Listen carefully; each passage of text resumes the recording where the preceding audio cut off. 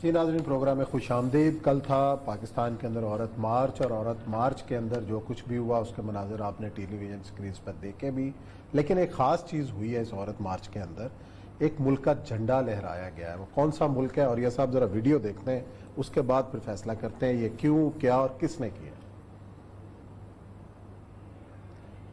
ये देखें जी, ये झंडा है फ्रांस का, और फ्रांस के झंडे का इस औरत मार्च में काम क्या है?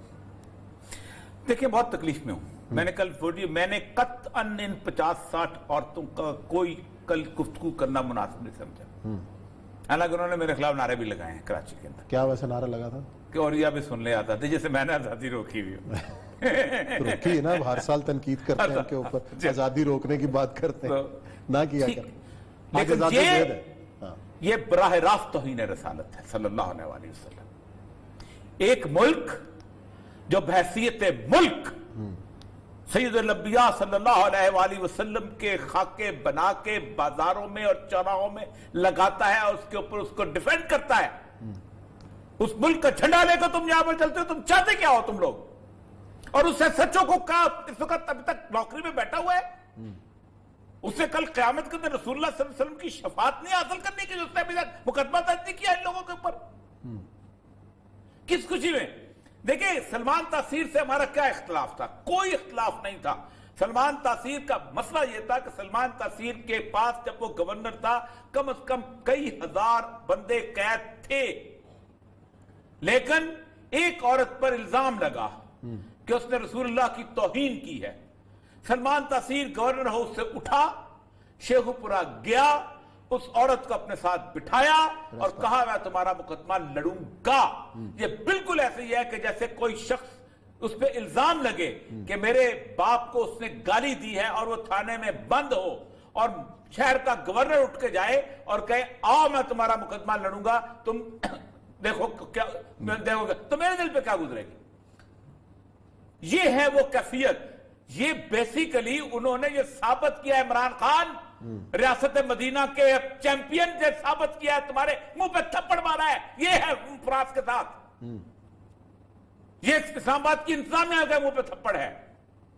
ये तौहीन रसालत बराह रास्त है कि हम उस मुल्क का साथ देते हैं जो 190 मुल्कों में से वाहिद मुल्क है जो रसूलुल्लाह के बराह रास्त ऑफिशियल लेवल पर खाके बनाता है। अमेरिका का झंडा क्यों नहीं लगा?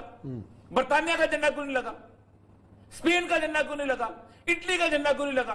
फ्रांस का झंडा तुम लोगों को, फ्रांस में बहुत ज्यादा आजादी है।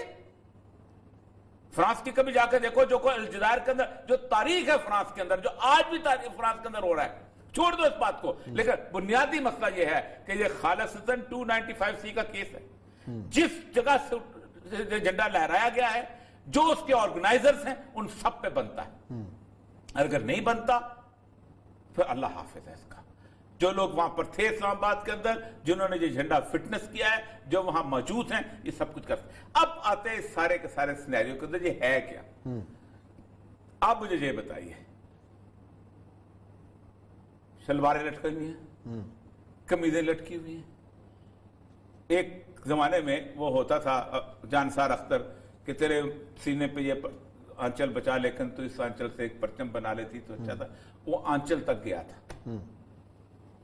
मैं नारों पे, उन सारी चीजों पे नहीं जाना चाहता, किसी तौर पर भी, किसी कैफियत में भी, किसी और भी हालत में नहीं जाना चाहता। मुझे सिर्फ ये बताइए कि इस पूरे के पूरे सिनेरियो के अंदर, इस पूरे के पूरे 12 महीने के अंदर, ये जो 8 मार्च के दिन जितनी औरतें वहां आती हैं, आप उनमें से 99.9% औरतों को देख लें, ये वो हैं कि जिनके बाप ने उनके लिए जिंदगी की हर कंफर्ट पैदा की होगी। इनमें से कोई भट्टे में काम करने वाली नहीं है, कोई घरों में टाकी मारने वाली नहीं है, कोई ऐसी नहीं है जिसका खामन उसको जूते की नोक पे रखता हो, कोई ऐसी नहीं है जिसको घर से बाहर जाके काम करने की आजादी ना हो, कोई ऐसी नहीं है जिसको अपनी मर्जी के कुर्ते, कपड़े, कमीजें, लिबास पहनने की और उतारने की इजाजत ना हो। हर तरह का, जिधर चाह है, जो उसने हुड उतारना चाहिए उतारी है, जिसने कमीज उतार के लटकाना चाहिए लटकाई, जिसने कमीज छोटी पहनना चाहिए पहनी। हर तरह की आजादी है इन औरतों को। ये औरतें बात कर सकती हैं कि हम इस कैफियत के अंदर कि हम मजलूम।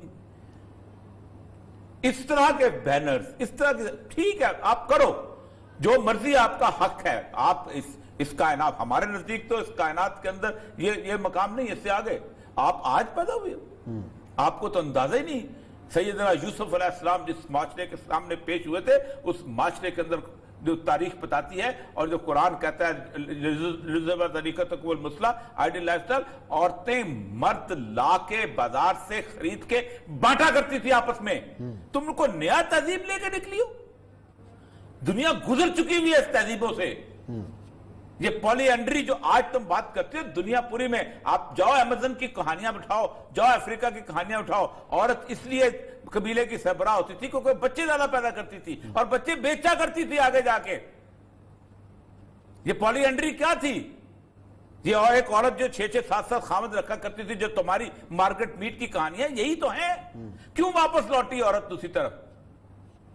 اسی لیے لوٹی کہ بنیادی طور پر یہ ایک ان نیچرل قسم کی صورت حال تھی۔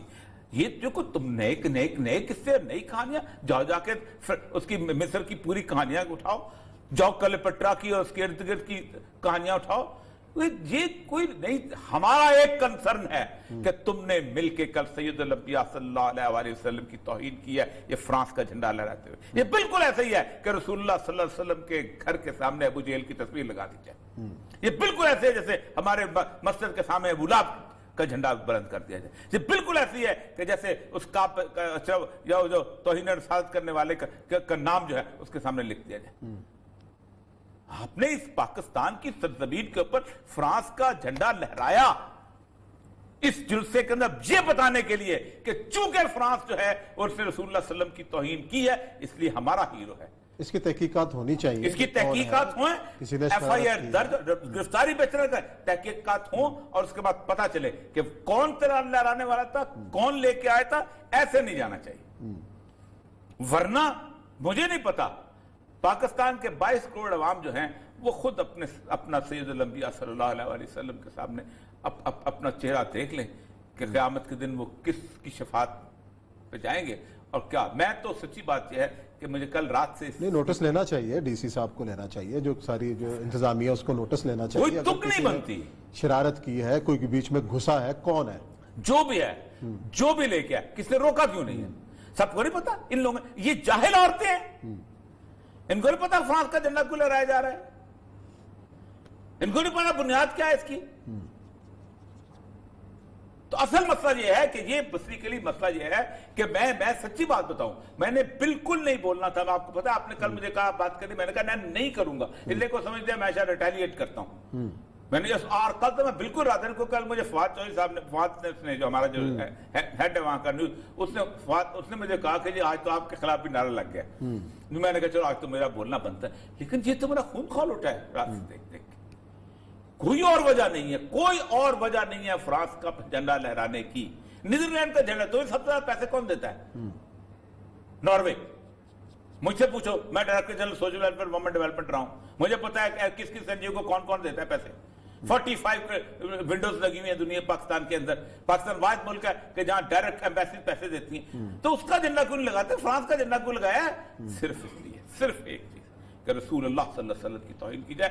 اور اگر اس وقت بھی یہ امت چین سے بیٹھی ہوئی ہے اس جھنڈے کو دیکھنے کے بعد اور سوچ کو نیند آ گئی ہے، تو سچی بات ہے کہ پھر نوٹس لینا چاہیے جی، انتظامیہ کو، عمران خان صاحب کو بھی لینا چاہیے۔ اسی نوٹ کے ساتھ ہم پروگرام ختم کرتے ہیں، کل انشاءاللہ نئے موضوعات کے ساتھ حاضر ہوں گے۔ اپنا خیال رکھیں، اللہ حافظ۔